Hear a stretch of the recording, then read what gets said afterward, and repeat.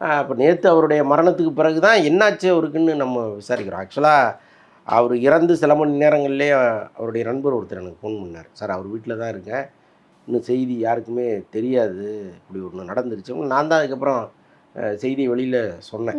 அப்புறம் தான் சேனல்கள் எல்லாத்தையுமே செய்தி வந்துச்சு. அப்போ நான் வந்து ஏதோ ஆக்சிடென்ட் ஆகிடுச்சான்னு கேட்டேன். எனக்கு அவர் உடம்பு சரியில்லாமல் இருந்தாருங்கிற தகவல் தெரியல.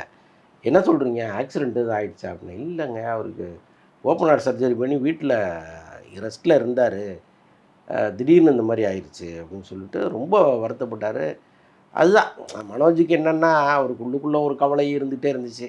இவ்வளோ பெரிய டைரக்டருடைய பையன் நம்ம மணிரத்னம், சங்கர் இவங்க 2 பேர்ட்டையுமே அசிஸ்டண்ட்டாக இருந்திருக்கோம்.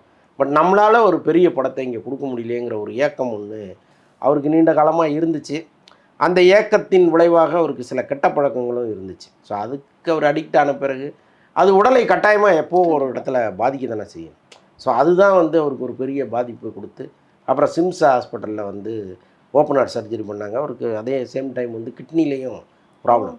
ஸோ இப்போ இது எல்லாமே சேர்ந்து அவரை சரி பண்ணி வீட்டில் கொண்டு வந்து ஒரு வீட்டுக்கு வந்து சில நாட்கள் தான் ஆகுது. அவர் ஹாஸ்பிட்டல்லேருந்து வீட்டுக்கு வந்தே சில நாட்கள் தான் ஆகுது.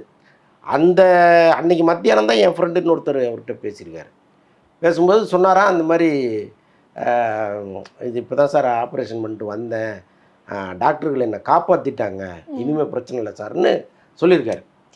அவராலே நம்ப முடியல. மத்தியானம் நான் பேசிக்கிட்டு இருந்தேங்க, இப்போது ஈவினிங் இப்படி சொல்கிறாங்களேன்ட்டு ரொம்ப ஃபீல் பண்ணார். அதான் சொல்கிறேனே, ஒரு பெரிய டைரக்டருடைய மகன், அப்பா இடத்துல பாதி கூட நம்ம பிடிக்க முடியலங்கிற ஒரு கவலை தான் அவர் அப்படி இங்கே கொண்டு வந்து விட்டுட்டு சொன்ன எனக்கு தோணுச்சு.